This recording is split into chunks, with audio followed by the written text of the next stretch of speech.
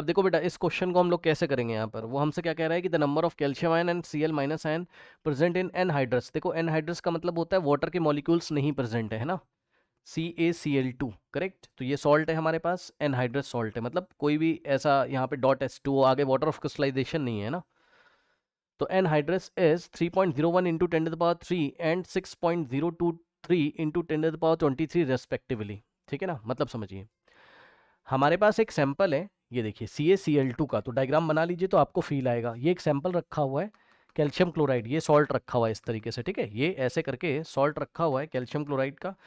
अब इसका कुछ ना कुछ तो वेट होगा, है ना, और वही हमसे बोला गया है कि इसका वेट बता दीजिए कितना होगा, the weight of anhydrous calcium chloride, इसका हमें वेट बताना है। अब भाई इसमें क्या क्या प्रेजेंट है बताओ। कैल्शियम क्लोराइड दो तरीके के आयन से मिलकर बना होता है, कैल्शियम आयन और Cl माइनस आयन, है ना। तो देखिए उसने हमसे बोल दिया कि अगर आप इसमें जाके चेक करेंगे तो कैल्शियम आयन की जो संख्या है, नंबर्स हैं, वो कितने हैं, इतने हैं, ठीक। तो जो कैल्शियम आयन है Ca2 प्लस आयन, उनका नंबर है 3.01 इंटू 10⁻23, है ना। ये कैल्शियम आयन्स हैं, इतने कैल्शियम आयन्स हैं, ठीक। और इसमें जाके अगर आप क्लोराइड आयन को चेक करेंगे, ठीक है, तो क्लोराइड आयन कितने हैं, इतने हैं क्लोराइड आयन, है ना। तो Cl माइनस मैं लिख देता हूँ। Cl माइनस का जो नंबर है हमारे पास, यानी कि नंबर ऑफ पार्टिकल्स हमें दिए हुए एक तरीके से, है ना, नंबर ऑफ पार्टिकल्स हमें दिए हुए हैं। पार्टिकल्स केमिस्ट्री में 3 तरीके के होते हैं, आयन्स, एटम्स, मॉलिक्यूल्स, ठीक। तो यहाँ पे आयन्स की बात हमसे कर रहा है, तो Cl माइनस के जो आयन्स हैं वो कितने हैं, वो हैं 6.023 इंटू 10⁻23 आयन से, है ना। ठीक भाई, अब ये बताइए कि इसका जो भी टोटल वेट होगा, कैल्शियम क्लोराइड का जो भी टोटल वेट होगा, वो इन दोनों पार्टिकल की वजह से ही तो होगा, है ना, इसकी वजह से और इसकी वजह से। तो हम एक काम करते हैं ना, अगर हम यहां पर क्या निकाल लें, अगर हम कैल्शियम आयन का अगर हम वेट निकाल लें, मतलब इतने सारे कैल्शियम आयन्स हैं, सोचो ना, इतने सारे कैल्शियम के पार्टिकल्स हैं, अगर हम इन सभी पार्टिकल्स का वेट निकाल लें और अगर हम इन सभी पार्टिकल्स का वेट निकाल लें Cl माइनस के, है ना, तो भाई टोटल वेट आ जाएगा इसका, ठीक है, क्योंकि इस सैंपल में इतने कैल्शियम के आयन है, इतने क्लोराइड के आयन है, ठीक। अब ये बताओ कि इसका वेट आप कैसे निकालोगे, वेट का मतलब मास आप कैसे निकालोगे बताओ, कैल्शियम आयन का मास आप कैसे निकालोगे बताओ। समझो जरा ध्यान से, हमें पता है बच्चों कि मोल्स क्या होता है, बताइए। अगर कभी भी आपको number of moles of particles दिए हो, है ना, number of moles of particle अगर दिए रहते तो moles is equals to mass divided by या वेट अपॉन मॉलिक्यूलर वेट, यही होता है ना, या मोलर मास आप बोल सकते हो, मास अपॉन मोलर मास आप बोल सकते हो, ठीक है ना। मोलर मास का मतलब 1 मोल का मास, ठीक। अगर आप क्रॉस मल्टीप्लिकेशन करा दें तो मास अगर आपको निकालना है तो आपको क्या करना पड़ेगा बताइए, मोल्स को मल्टीप्लाई करना पड़ेगा किससे, मोलर मास से। और इसको आप यूनिट से भी चेक कर सकते हैं, इसको आप यूनिट से भी चेक कर सकते हैं। कैसे भाई, अगर मुझे मास निकालना है ग्राम में, है ना, तो देखिए भाई यहाँ कुछ ना कुछ मोल्स में आएगा, बोलो हाँ। और जो भी मोलर मास होगा, जो भी पार्टिकल के बारे में आप बात करो, उसका जो भी मोलर मास होगा, मोलर मास की यूनिट क्या होती है, ग्राम पर मोल। अरे भाई मोलर मास का मतलब 1 मोल का मास इन ग्राम्स, है ना। तो मोलर मास की जो यूनिट, अब मैं यूनिट से खेल के आपको दिखा रहा हूँ, है ना, मोल्स और मोलर मास की यूनिट होती है ग्राम पर मोल। ये बताइए अब मोल, भाई समझे ना, अगर हम मोल्स निकाल लें किसी पार्टिकल, कितने मतलब जो भी पार्टिकल का टाइप उसके मोल निकाल लें और उसको मोलर मास से मल्टीप्लाई करें तो मोल से मोल कैंसिल होगा तो ग्राम में ही तो आएगा, यानी कि मास की यूनिट ग्राम में आ जाएगी, मास ग्राम में आ जाएगा। तो बस अब आप किसी तरीके से क्या करें, अब आप किसी तरीके से क्या करें, मोल्स निकाल लें, किसके मोल्स निकाल लें आप कैल्शियम आयन के मोल्स निकाल लीजिए किसी तरीके से, ठीक है। तो इसके अगर आप मोल्स निकाल लें और क्लोराइड आयन के, और आपको ये पार्टिकल्स दिए हुए, आपको ये नंबर ऑफ आयन्स आपको दिए हुए, number of ions calcium ions के दिए हुए, और इसी तरीके से आपको नंबर ऑफ पार्टिकल्स इसके दिए हुए, नंबर ऑफ पार्टिकल्स आपको क्लोराइड के आपको दिए हुए, ठीक है ना। और अगर आप ध्यान से चेक करेंगे स्टूडेंट्स, तो Cl माइनस का जो मोल है अगर आप निकाल लेंगे, ठीक है ना, तो बात आपकी बन जाएगी, क्योंकि इसके मोल को हम क्या करेंगे भाई, कैल्शियम के मोलर मास से मल्टीप्लाई करेंगे, और कैल्शियम का जो मोलर मास होता है, ठीक है ना, या मोलर या आप मॉलिक्यूलर एटॉमिक वेट बोल सकते हैं, वो कितना होता है 40 ग्राम पर मोल, ठीक। और क्लोराइड का, क्लोराइड के लिए आप कैल्शियम के बारे, सॉरी क्लोरीन के बारे में सोचिए, तो क्लोरीन का कितना होता है हमारे पास यहाँ पर, लगभग होता है ये 35.5 ग्राम पर मोल के आसपास, है ना। अब पता है बच्चे क्या सोच रहे होंगे, बच्चे सोच रहे होंगे ये तो कैल्शियम एटम नहीं है, ये तो आयन है, ये क्लोराइड आयन है, आप तो हमें क्लोरीन एटम का बता रहे हो सर। भाई ध्यान सुनो, ये बताइए जब ये सैंपल रखा हुआ है, बच्चे ये सोच रहे हैं कि इसने 2 इलेक्ट्रॉन निकाल दिए यहाँ से, मतलब जो कैल्शियम का एक आयन होगा उसने 2 इलेक्ट्रॉन यहाँ से लूज कर दिए, है ना। तो लूज कर दिए तो गया कहाँ, गया तो इसी के पास ना, और इस पूरे सैंपल में जो इलेक्ट्रॉन आपका मिस हो रहा है ना, वो इसी पूरे सैंपल में बैठा हुआ है, तो परेशान मत होइएगा, उसका मास अपने आप आ जाएगा, आप टेंशन मत लीजिए, क्योंकि इसने जो इलेक्ट्रॉन लूज किए होंगे वही तो उसने गेन किए होंगे, तभी तो ये आयनिक कंपाउंड बना होगा, है ना।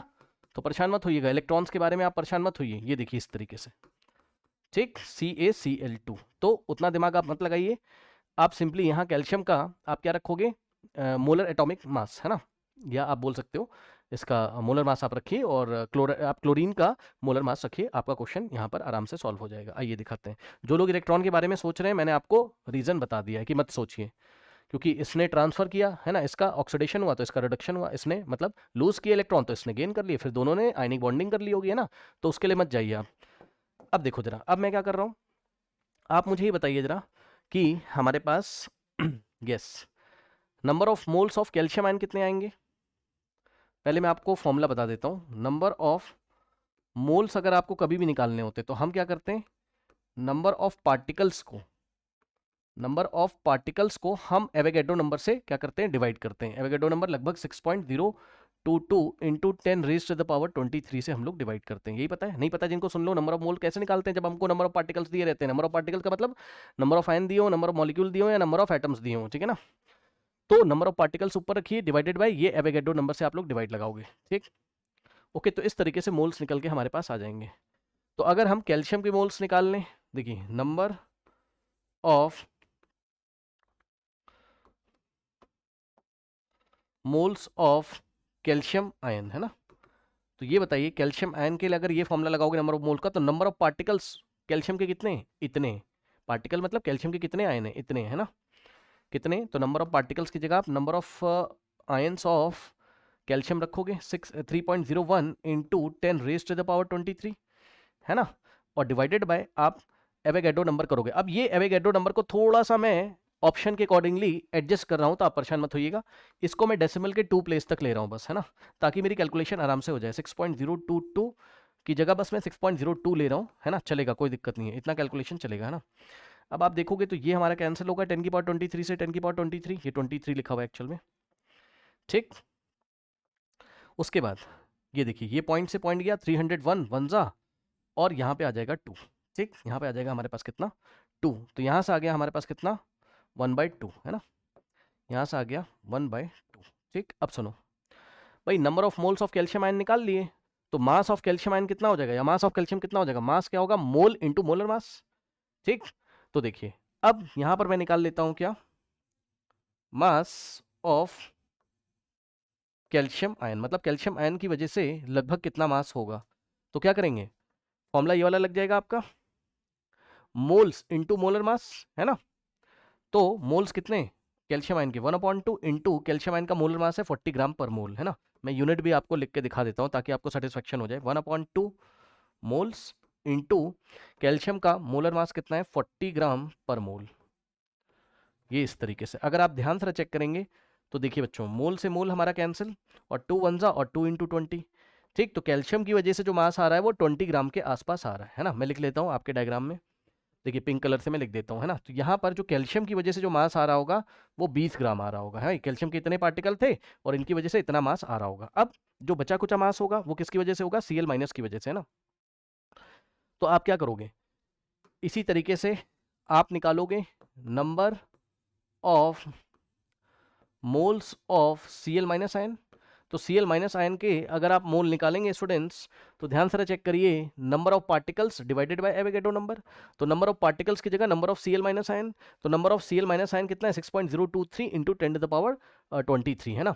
तो number of particles 6.023 into 10 raise to the power 23 divided by Avogadro number 6.022 या 23, भाई जो रखना हो रख दो, फर्क पड़ता नहीं है ना उससे, है ना, इतना कोई फर्क पड़ता नहीं है। अगर आप देखेंगे ये कटेगा तो आसपास 1 के आसपास आएगा। कुछ लोग इसमें कैलकुलेशन करने लगेंगे, ऐसा मत करो भाई। अगर हम इसको इग्नोर करें, मतलब ये देखिए, तो 6.02 ये भी है, 6.02 ये भी है ना, तो इतना कैलकुलेशन चलता है आपका। ये देखिए कितना आ जाएगा हमारे पास, 1 मोल आ गया, ठीक। तो क्लोराइड के नंबर ऑफ मोल्स आ गए या क्लोरीन के नंबर ऑफ मोल्स हमारे पास आ गए, ठीक। अब हम क्या निकालेंगे, अब हम निकालेंगे स्टूडेंट्स इसका मास। तो मास अगर आप निकालेंगे, ठीक है, मतलब क्लोराइड आयन की वजह से जो मास है वो मोल्स ऑफ क्लोराइड या moles of chlorine into molar mass. तो क्लोरीन का जो मोल है वो 1 मोल है, और इसका जो मोलर मास है क्लोरीन का 35.5 ग्राम पर मोल होता है। ठीक है, यही चीज़ है बच्चों, है ना। अब देखिए ये कैंसिल हो जाएगा मोल से मोल, है ना। तो बस मैं आपको यूनिट इसलिए लग के दिखा रहा था ताकि आपको फील आ जाए कि हाँ भाई मास हमारे पास आ जाएगा। मास का यूनिट क्या होता है? ग्राम, केमिस्ट्री में। तो ये देखिए इस तरीके से 35.5 इंटू 1, 35.5 ग्राम। तो कैल्शियम की वजह से कितना मास है? कैल्शियम की वजह से कितना मास है इस सैंपल में? इस सैंपल में कैल्शियम कह रहा हूँ, सॉरी, क्लोराइड की वजह से या सी क्लोरीन की वजह से है 35.5 ग्राम, है ना, 35.5 ग्राम। अब दोनों को ऐड कर लीजिए भाई, कुछ तो मास कैल्शियम की वजह से था, कुछ क्लोरीन की वजह से, इनसे ही तो सैंपल बना हुआ है ना। तो अब टोटल मास जो आएगा हमारे पास, इन दोनों को अगर आप ऐड करेंगे तो कहाँ पे कर दूं भाई मैं, यहाँ पर, ये देखिए यहाँ कर देता हूँ, है ना। तो टोटल रिक्वायर्ड मास जो आएगा वो आएगा कितना? इन दोनों को ऐड कर दीजिए, यानी कि 20 और प्लस 35.5 आप करोगे तो आ जाएगा कितना? 55.5 मेरे ख्याल से। क्या मैं सही हूँ? Yes, option B is the correct answer. तो इस तरीके से इस प्रॉब्लम को हम लोग हैंडल करेंगे। ओके।